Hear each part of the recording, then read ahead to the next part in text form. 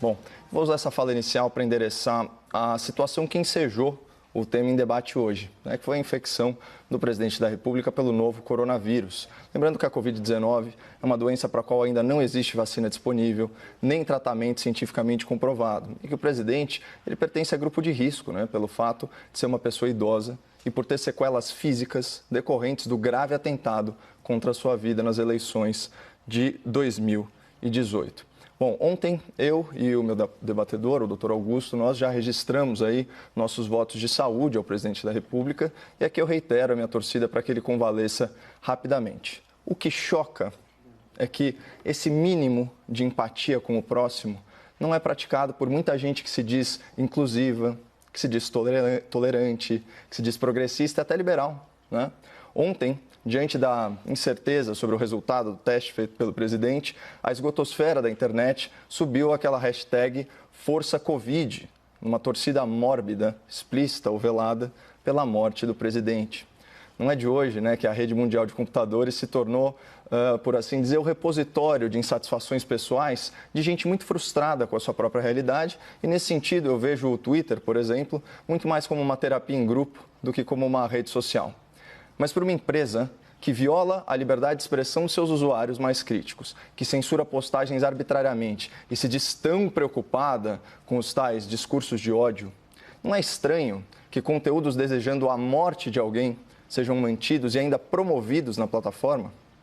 Só um parênteses.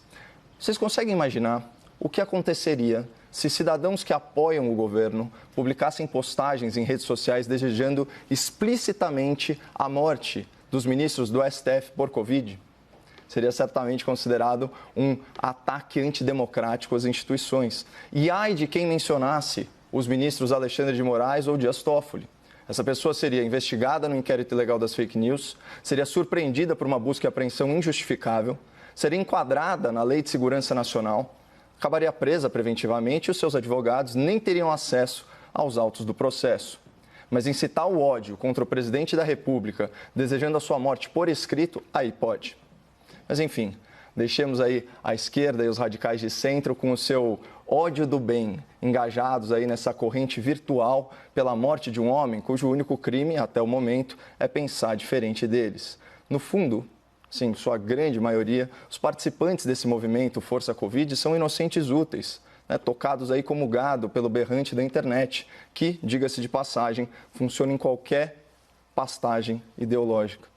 O que realmente preocupa não são as manifestações das pessoas, são as manifestações do assim chamado quarto poder, a mídia. Parafraseando aqui Roosevelt, hoje, 7 de julho de 2020, é uma data que viverá na infâmia para o jornalismo brasileiro. O Grupo Folha, controlador do jornal de maior circulação e do site noticioso com mais audiência no país, publicou um artigo vergonhoso intitulado "Por que torço para que Bolsonaro morra?". Eu vou repetir: por que torço para que Bolsonaro morra? Eu vou omitir do espectador da CNN o nome do autor desse artigo, por 2 motivos. Primeiro, quem escreve com tanto rancor, com tanta imprudência, com tanto radicalismo, na verdade, está desesperado para chamar a atenção. E eu não estou aqui para mimar gente carente. E segundo, na publicação original, online, o jornal Folha de São Paulo não declarou que a opinião do jornalista não reflete a sua própria. E o autor atua como editorialista do periódico, isso já há muitos anos. Portanto, a crítica é essencialmente à empresa que usa o seu vasto poder econômico para fazer militância partidária de muito baixo nível, como o espectador pode atestar em trechos dessa ode ao ódio político publicada hoje na Folha. Vou ler isso aqui para vocês. Abre aspas. Jair Bolsonaro está com Covid-19. Torço para que o quadro se agrave e ele morra. Nada pessoal.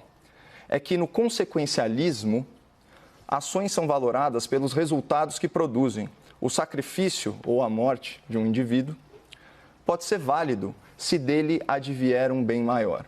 Então, só para contextualizar o espectador, a ética consequencialista avalia se uma ação é boa ou ruim, justa ou injusta, correta ou incorreta, com base nas consequências, sejam elas intencionais ou não intencionais, desse ato. Ou seja, numa interpretação vulgar, mesmo um crime pode se tornar um ato virtuoso, dependendo dos resultados que ele produz. Então, assim, vejo o perigo dessa visão de mundo que vai relativizar a natureza do bem e do mal numa lógica quase maquiavélica, onde os fins justificam os meios. Então, saindo aí da teoria, indo para a prática, o que impede um transtornado mental radicalizado, como era o terrorista Adélio Bispo, né, ex-militante do PSOL, de ler um texto desse e se achar no direito moral de assassinar o presidente da República?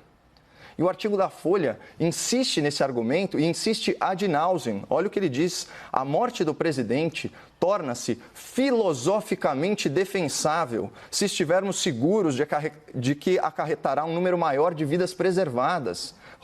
Vou repetir: a morte do presidente torna-se filosoficamente defensável. Imagina se o povo brasileiro usasse essa lógica para fazer justiça com as próprias mãos contra políticos corruptos. Todo mundo sabe que corrupção num país em desenvolvimento nada mais é que tirar recurso dos mais pobres. E claro, num país em que falta remédio, em que a estrada é esburacada e que a pistola atira sozinha, corrupção mata. Então, pela lógica do jornal aí de maior circulação do país, também seria filosoficamente defensável assassinar políticos ladrões para preservar vidas da população vulnerável? Será que o jornalismo militante está disposto a perder o seu corrupto de estimação, aí em nome do consequencialismo, né? Então, esse artigo incita o ódio político e presta um desserviço à democracia e ao debate público, calcado em ideias defensáveis, em ideias construtivas. A publicação da Folha é uma vergonha para a imprensa nacional e tinha que ser matéria nas faculdades de jornalismo como exemplo de falta de imparcialidade, falta de prudência e acima de tudo, falta de ética. Ao longo do debate, nós vamos discorrer aqui, eu e o doutor Augusto, sobre erros e acertos do governo na condução da pandemia. E certamente, né, doutor, nós vamos divergir bastante, mas sem torcer pela morte um do outro. Isso seria e é inaceitável.